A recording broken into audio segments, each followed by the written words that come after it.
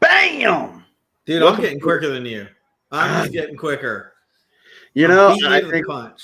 Well, I think what it is just your mom.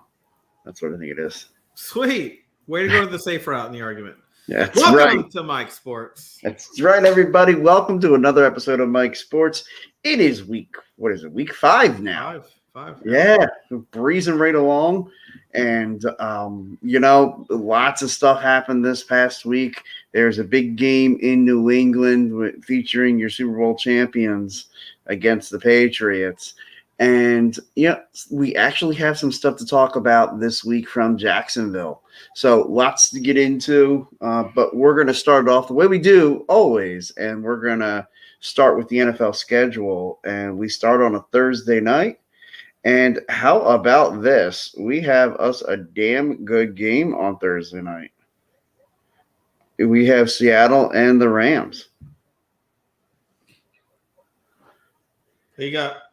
Dive into them and knock them out of the way since they're right now, tonight, tomorrow. Yeah, tomorrow night. Be ready for the game tomorrow. What you got? Do you think Seattle's going to go down twice in a row? No, I don't. I think Seattle wins. Do you think the Rams are going to go down twice in a row, actually? Yeah. Maybe. I think Seattle needs this one a little more just because they've kind of faltered here early on in the season. The Rams, I think, will be fine. Obviously they had an upset last week, but I think they will be fine.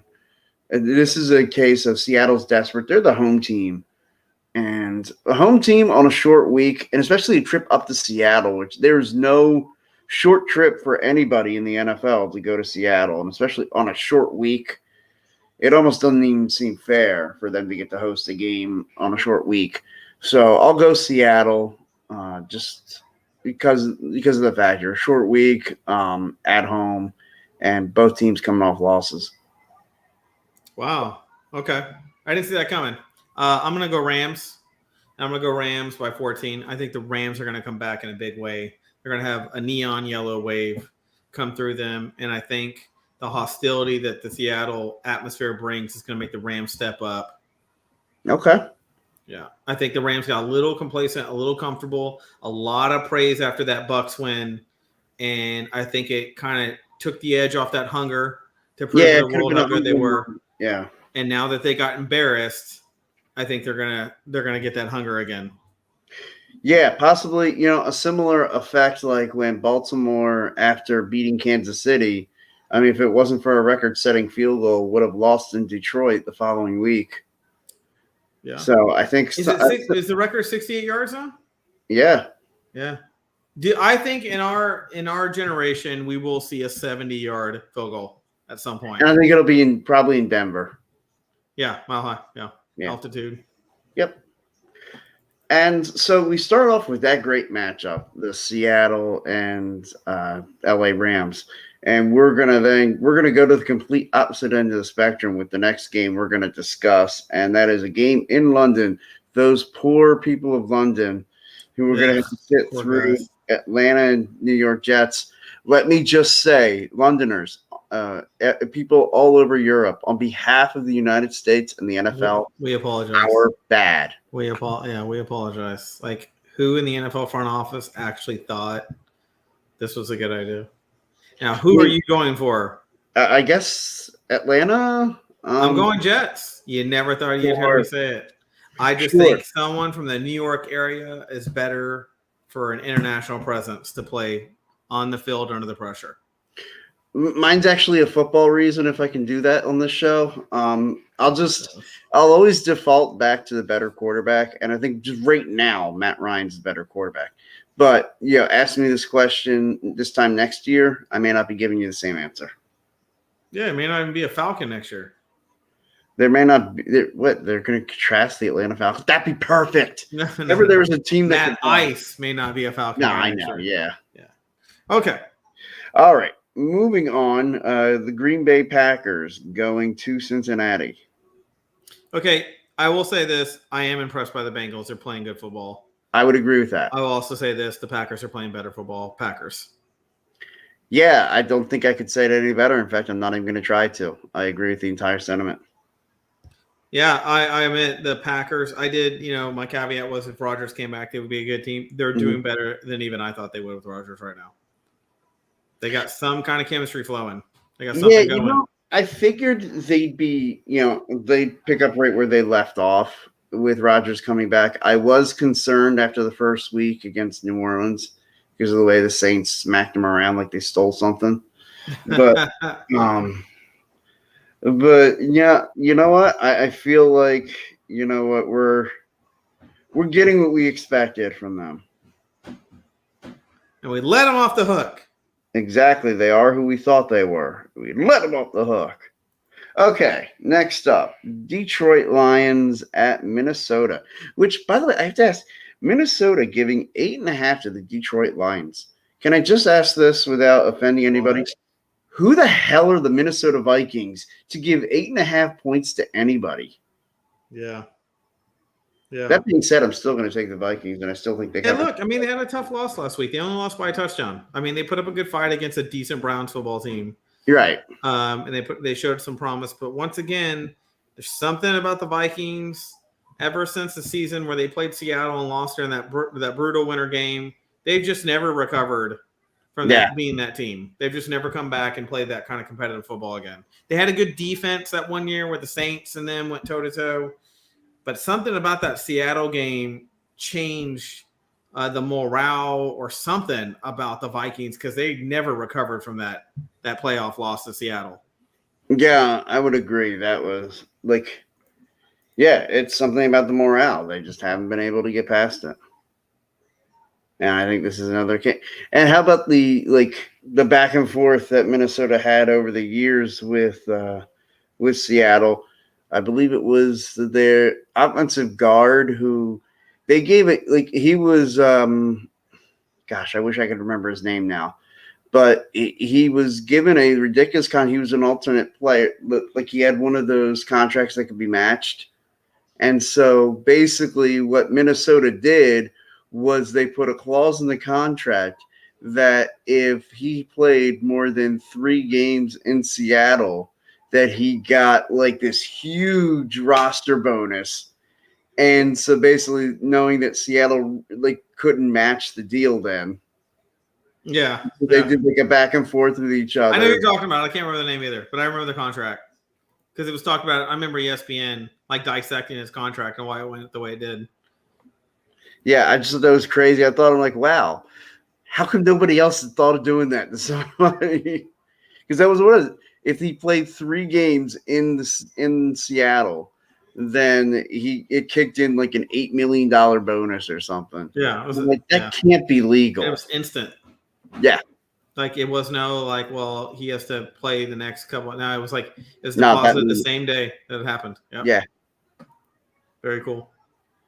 Okay, so next up, the Patriots and Texans. Obviously, I think we're both going to take the Patriots in this. I want to talk more instead of about the Patriots-Texans game because I think we both think the Patriots are going to win, unless I'm wrong.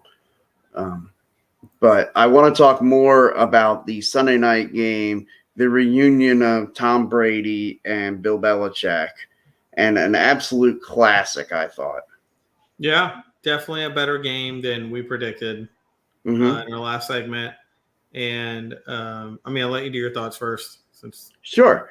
And look, and I know we messaged back and forth, and you were a little confused by my saying that the Bucs looked good. What I meant was at the end, doing what they had to do. They were getting. Yeah, my comment to Eric was, were we watching the same game? So you have the context of what Eric's replying to. Right. So my thing was more about the ending on how wonderfully played the ending was by the Tampa Bay Buccaneers. I just thought that the perfect game. I think my thing is the Bucs looked sloppy. Brady overthrew his 2 receivers for 2 touchdowns. It's better than throwing an interception and underthrowing it, so it's better to overthrow it. But it didn't look Brady-esque. The Bucs are clearly a different team without Gronkowski. To me, clearly, they do not have the middle slant or slant post option that they have with Gronk on the field. basically Antonio Brown was his bread and butter. And it was either Antonio or really didn't have any way to stretch the field. Is what it looked like pretty much during the game. With Gronk took the pressure off Antonio, and Antonio took the pressure off Gronk, and just teams couldn't double both of them, so it was always a crapshoot. Brady, to me, psychological evaluation, he looked like he was emotionally in his head. I did not see him, although he looked calm and composed, he didn't look unemotional to me about where he was and what was going on. I could tell it was in his psyche. He looked affected by being in New England again. I would agree with that. He did look affected by the situation. But overall, look, he even acknowledges that at the end of his playing days, it's probably going to be him living back in New England or spending a lot of time there at least. Yeah. And I think that's a good thing to acknowledge. Yeah, look, when he retires around 82, 84, I think New England might be good, depending on, since he's going to retire probably so old, his joints, the cold. We'll see how that really goes. But, Sure. Well, you figure Tom Brady and, science, that he'll live to be at least 125. Yeah, and someone needs to figure out what he's doing. He's either sneaking into, churches in the middle of the night, drinking the holy water. Something's going on. Something's not right. But yeah, that makes sense. Me and you have always tried to predict when we think he's actually going to retire. I believe he would last longer than you did. Huh? I don't think he's ever going to retire. He's going to play till one day. Yeah, some security guard eventually on the team is going to go, I need to escort you out of the building, sir. You need to leave. Yeah. He's going to go senile for one too many hits. Here's a good thing to think about. Do you think the Bucks are the last team he plays for? I don't hear a lot of people talk about that, but I've been wondering that. That's interesting. I could see, the Bucks aren't like the Patriots in the sense, not that the Patriots had any kind of loyalty. They were willing to let him go. But, the Bucks get it that, hey, this is a short-term deal. Every year we're signing basically a one-year contract with him. And after so many years, how many more times before the GM says, hey, look, man, we're going to have to start looking at what our future is going to be. And they spend an early pick on a quarterback and try to set themselves up with their next quarterback. And is Tom Brady going to give him the Jimmy Garoppolo treatment? If you're Tom Brady and you're done with the Bucks and the Bucks free agency next year turns to shit and everybody goes different directions and you have a way out, where do you go? Look, Denver looks really appealing to me if I'm Tom Brady. How about Green Bay? What if Rodgers leaves Green Bay? How that would be interesting. Would that be? I said that today to a couple of my friends, and my friends were like, oh, shit. They're like, dude, I didn't even think about that. How would that be? Rodgers leaves, Brady takes a spot, and Brady wins the Super Bowl. That'd be great. Yeah. I'll tell you, the different angles that I think you can go with this Tom Brady and where he's going in his career. Where I think he should go, where I think Brady really should go, is I think if Stafford doesn't work out in the Rams or it's short term or something like that, he should go to the Rams, combine with McVay, and just and smooth. Yeah, I just think McVay and Brady together. San Francisco, the GOAT with one of the youngest, right? Causing a synergy. You know how many people are going to want to play there? And let's say Antonio goes to the Browns, Gronk goes to the Rams with them. Because I got a feeling Antonio and Gronk might follow him around until Brady's kind of done. I think those guys are going to keep trying to play for him wherever he goes. I think he's got his posse. I think Gronk will either go with Brady wherever he goes, or he'll just retire forever. Well, Gronk already said he'll retire when Brady's done. That's what he said. Now, does that mean for the Bucks, or does that mean in general? Because Gronk's probably going to be about 30, 39, 48 by the time Brady gets out. So we'll see where Gronk's at then. Yeah, that's at least another 10 years. He's got time to worry about it, But realistically, what's Brady at right now? 43? Yeah. Is he 43 or is he 44? I keep thinking he's 44. You think he's 44? Do you think it's – because he's always said, 45, right? Was the number? He's 44. All right, yeah. He's 44. Because he always said 45, right? Yeah. So that would be one more year. I've always said 46. I've always said I think he's going to go 1 year past what he claimed, just to be like, no one thought I'd do 45, and then I upped it by another year. I think he's out at 46. Man, at this point, he could play till he's 50, and I wouldn't be surprised. Yeah, did you look at the stats during the Bucks and Patriots game? he's actually better now than he was 10 years ago on efficiency of distributing the ball, speed in which he gets the ball out. Like, it's crazy. You're like, not many people hit their mid-40s and their stats go up from 10 years ago. And what a great segue to go into this. We'll talk about the Bucks Dolphins. I think absolute slaughter. I think slaughter. I think the Bucks make freaking tuna left and right out of the Dolphins. I think that they can do all that. I just think, look, there's got to be something to this. You just had this emotional week. It's at home, but like, I just feel like this is – I think they'll win, but I think they'll win ugly. I think this could be a one-score game. Oh, never mind. I take that back. It will not be a slaughter. I thought Gronk was back in this game, but he's not. No. And I think – did I send you the screenshot? Do people even know what the injury that dude has? He has 4 cracked ribs, 1 actual broken rib, and a punctured lung. And a partridge in a pear tree. Exactly. It's like, damn. And this dude's basically just saying, I'm injured. That's all you're hearing about him. Yeah, and he's week to week. Like, I feel like we're gonna get like someone's gonna be like, hey, I'm delivering a pizza and I see Rob Gronkowski through the mirror and you're gonna look in there and the dude's on like ICU life support. Like, dude. And then when they tweet him, hey, are you okay, Gronk? You're gonna see like an Autobot tweet. I'm the best I've ever been. Can't wait to see you soon. Like, yeah, ridiculous, man. All right, so yeah, I'm saying Tampa in a close game. I know you're saying Tampa as well, right? I'm going Tampa now that Gronk's not going to be there. I think the Tampa Bay Buccaneers are not the same team without Gronk, period. Mm-hmm. I no longer have Tampa blowing out anybody until Gronk's back. I think every game is a 10-point possibility, maybe a 10-point lead on just about any team, or a 3-point win. Right. At this point without Gronk. Okay. I agree with you. Denver at Pittsburgh. Ironically, the Denver Broncos are 3-1. The Steelers are 1-3, but the Steelers are 1-point favorites. Yeah, I think the Broncos are a better football team. I think because of where they're going and what the Steelers are desperate for, I think the Steelers get the win. Yeah, I think this is a matter of the team that needs it more is going to win. I remember Broncos are one of my dark horse teams this year. I said 49ers and the Broncos. Yeah, you did, and I scoffed at you, but yeah, you held it. Yeah, you held strong. Sharp, you did the horse laugh at me. I definitely did do that. Yeah, check the tape. Well, look, you didn't. I don't think you really did it. You naturally look like you do it when you talk. Yeah, well, that makes sense too. Yeah. All right. New Orleans at Washington. Oh, I'm going to go New Orleans. Washington just doesn't look that good. Even when they win, they look like they're scrapping it together, like they're putting Band-Aids on it to get it in. Yeah, what's going on? And what's going on with this defense of Washington? I don't know. It's not the defense of last year, though. Definitely not the defense of last year. Yeah. To me, the Washington Redskins have officially taken a step back from an eye test. Yeah. I'd say, I think there's very good reason to be concerned in Washington. Yeah.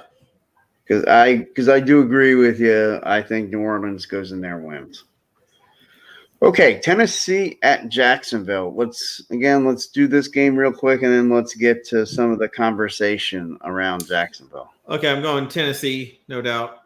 Old rivalry between these two, back from the 13-3 days of the Jaguars. Lost 3 years in a row. Couldn't get into the playoffs because the Titans kept knocking them off every single year. 3 games in a row.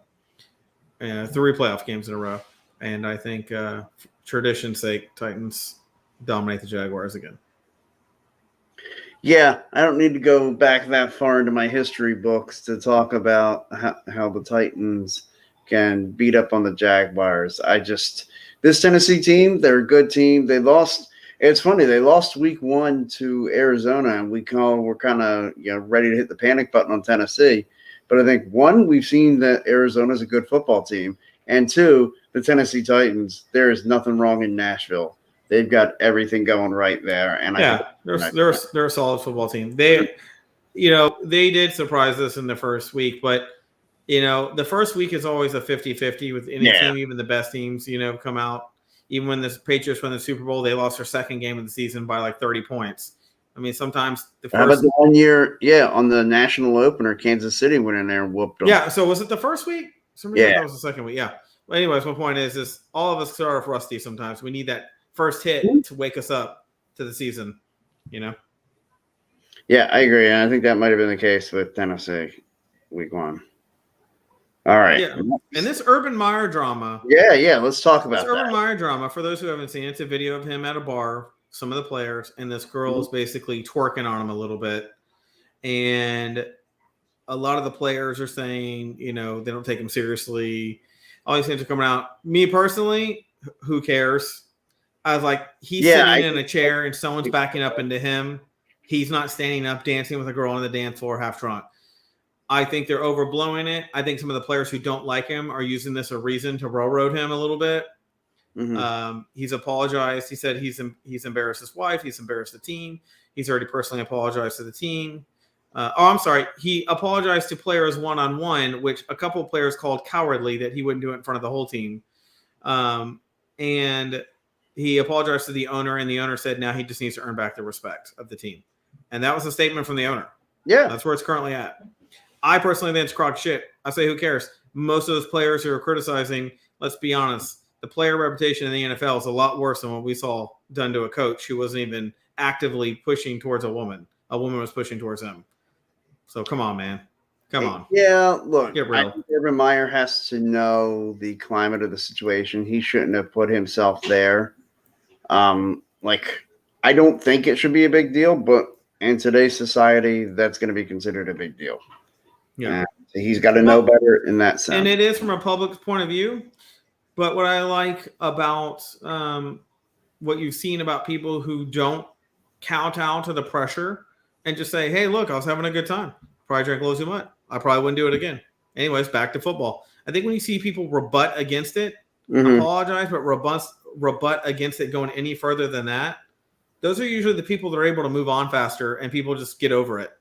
It's when you cater in to all the people coming at you like, hey, you're probably right. Yeah, maybe I need to take this kind of class so I don't do it again. Those are the people who are like, see, we need more people. We need to push harder. See what people do. They change when we come at them. I think Urban Meyer is somewhere in between right now. He's played the apology note. I think he's hoping it's going to die down. But like I said, there are certain players who I don't think actually like Urban Meyer who are trying to keep it hyped up. Yeah, and you know what? Look, I'm sure there are some people who don't think that that he belongs in the NFL coaching. Like, don't think he's taking it seriously. And look, I don't know. Like, to me, I think every coach deserves an opportunity. And like, why does Urban Meyer not get an opportunity? Why? Because he had some things. He had the whole issue at Ohio State hiring the one coach who had domestic abuse issues. And I don't think these at all really intersect. Like, this is just, to me, this is innocent. This is like, was it kind of stupid? Yeah. Is it a bad look because like your team's not winning and you kind of look like you're not taking it seriously? Yeah, I was going to say, if they were winning, let's say they were undefeated right now, do you think the same slack would come at them? No, they'd probably go, hey, look, man, you probably shouldn't be doing it. He'd probably go, yeah, you're right. And everybody would be like, all right, cool, back to winning. Yeah. I think what it is the people of Jacksonville and maybe, I guess, fans who want or media type who are looking at this and saying, hey, we want some good reasons to report on Urban Meyer. Like, they're looking at this and being like, come on, dude. Like, you're supposed to be trying to win football games, and instead you're out here getting someone probably around your daughter's age freaking twerking on you. Yeah. I don't know. To me, on a scale of oh my God meter out of 1 to 10, it's a 1 to me.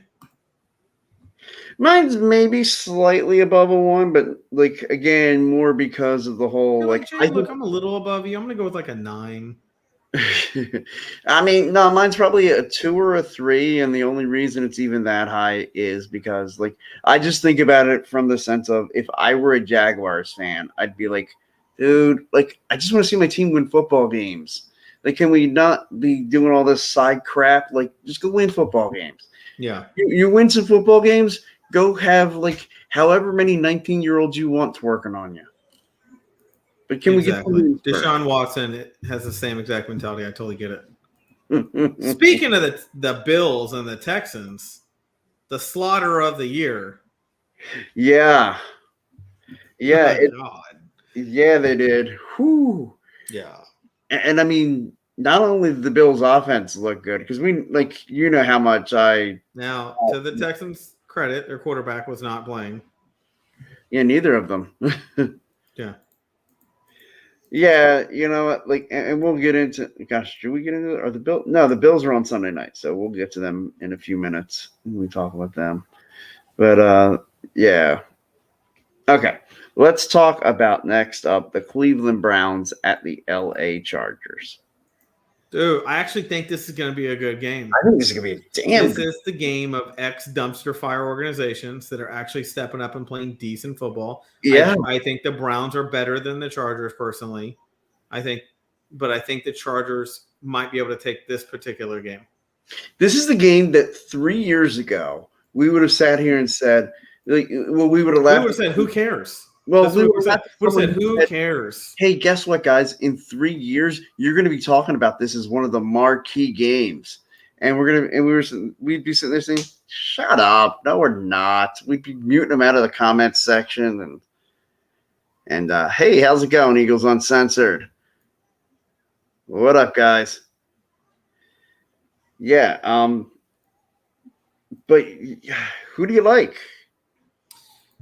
Look, yeah, this is a weird segment for me. I picked the Jets. I'm now probably going to, and this is at the Chargers, right? Yes, and it is. Yeah, see, I'm feeling the Chargers in this game. I'm feeling the Chargers. Whoever thought in any segment me and you would ever do, the word Chargers and Jets would be picked as a winner in my picks. So, I mean, I might as well start playing Russian roulette at my desk right here. Because if any one of those teams wins, I mean, I want to throw up anyways. But I'm actually a Browns fan in a lot of ways because I just like the junkyard dog vibe of them, and Baker being from down here where I am, his moxie and whatnot. But the Chargers are playing what I like to call intelligent football. Right. They're not doing anything crazy, but they're just not making fundamental mistakes. They're just playing good, solid, sound, and smart football. They're not blowing it up. I'm not seeing these games where like, oh my God, you see that 80-yard pass.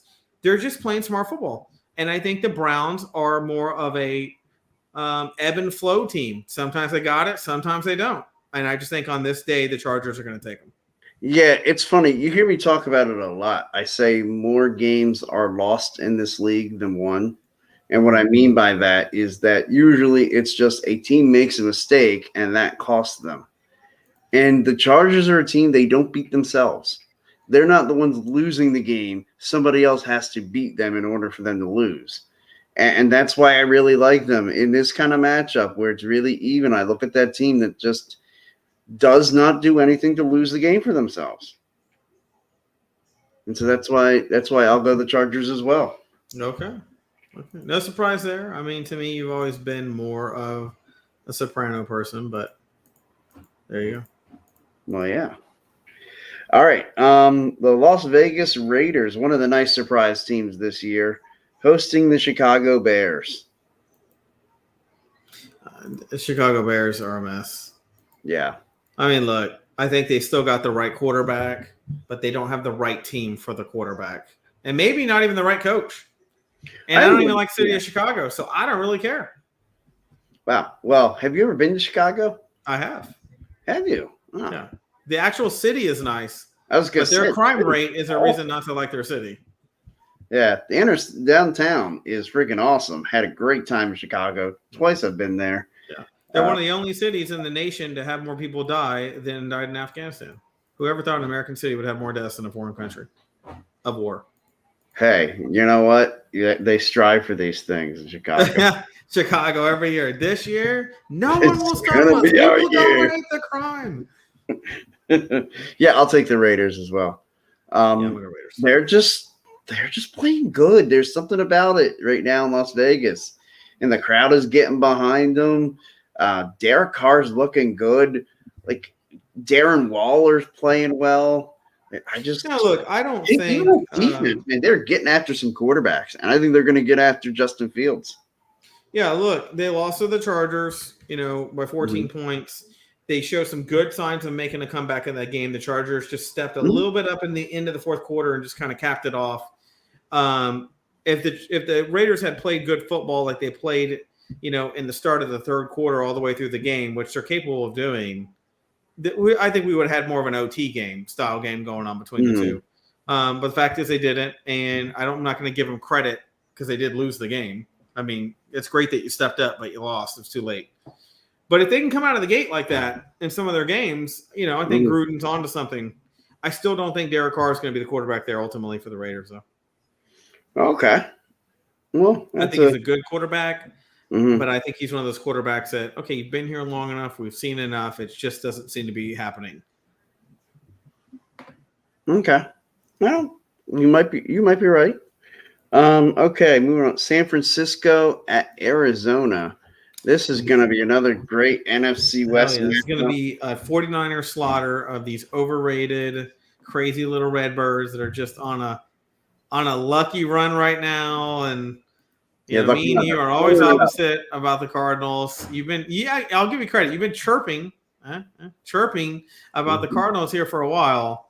I gave you the Bills. You were right about the Bills. I was right about the Titans. I was right about the Niners. You've been right about the Rams peaking up. The Cardinals are the one area me and you just can't get on the same page about. I think the Cardinals are going to peak early and die late this season. Well, we will see. Arizona at home in this game. I think Arizona keeps it going. I think they beat San Francisco. No Jimmy Garoppolo in this game, so this will be entirely Trey Lance game. I'm a Trey Lance fan. I think Trey Lance is sure. Good for I think Trey Lance, may not be his best game. You're right. I think Garoppolo can actually play better football than him at this point in his development. But I don't know. This is going to be a coming out party. I think this is going to be like a Jalen Hurts, Eagles, kind of like spreading his wings a little bit, showing who he is.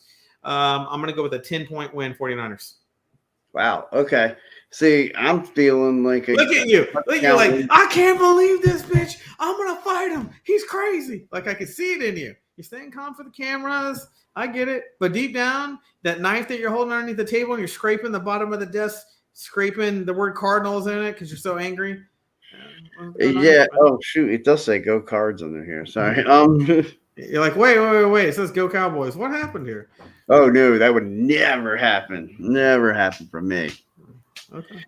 All right. Next up, the Chiefs. Wait. You didn't give me a score. Since your card, on the team you care about, you got to tell me what you think the spread, or did you? Yeah, I did say Arizona by 7. Okay, so you're having it closer than I thought. Okay, I thought you thought they'd win by more. Okay. No, I think it'll be a good game. Okay. All right, Kansas City, Buffalo.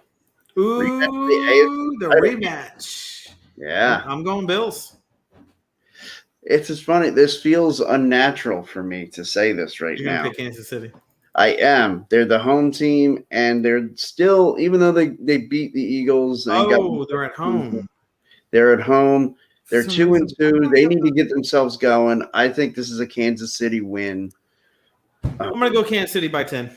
Yeah. I didn't realize they were home. And Kansas City, if you ever watch the interviews with players on some of the hardest stadiums to play in, the Buffalo Bills Stadium, Seattle, and Kansas City usually rank in the top 3. Yeah, and they make a ton of sense. Yeah. And the Saints, I think, are usually either 3rd or 4th because of the noise.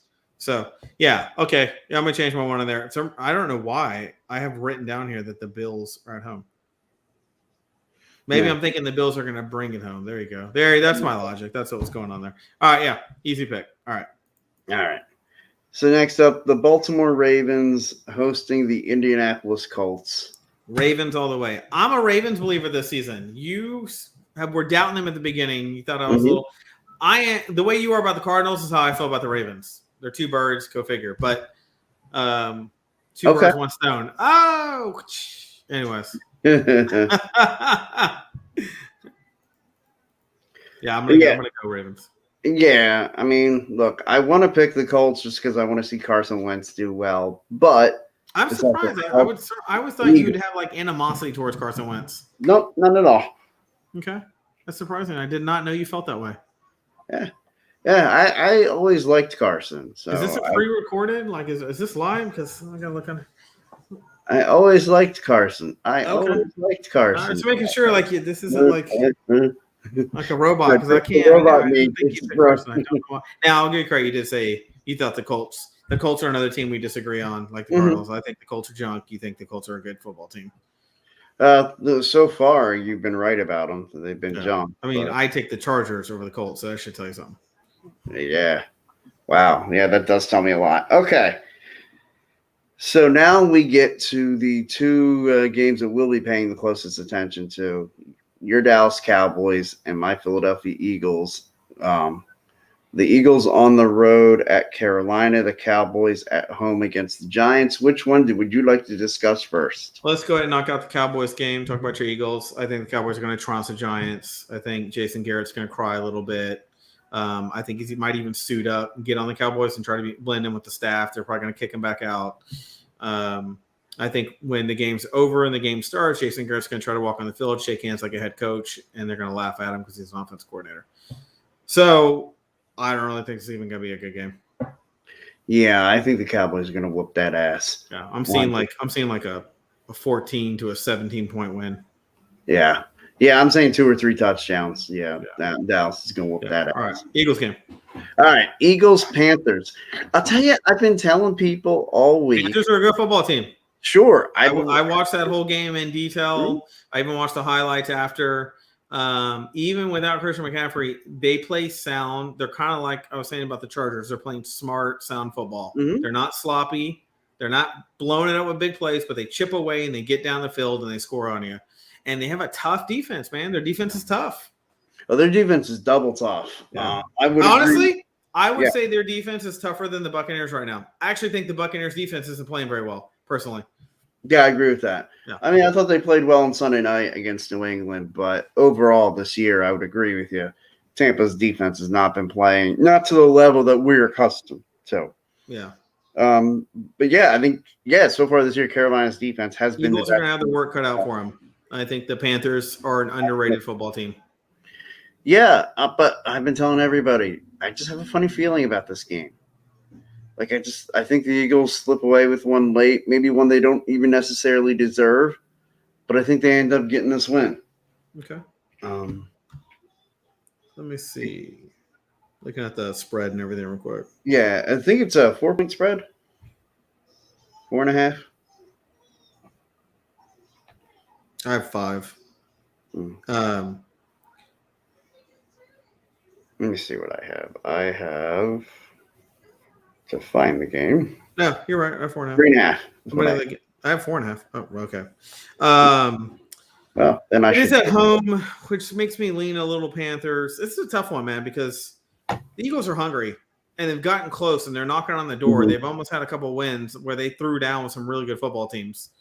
And this is another one. Yeah.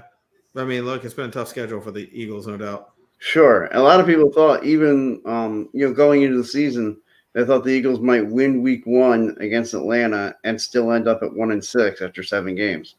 And if they lose today, they could see that. I think you guys will have 3 wins by the time we get to 9 games. Well, that would mean they'd have to win 2 of their next 3. Mm-hmm. I mean, look, I think they could beat the Panthers. I mean, look what they did with Kansas City. Mm-hmm. I mean, they hung all the way within 12 points, and you're talking about a team that was in the Super Bowl last year.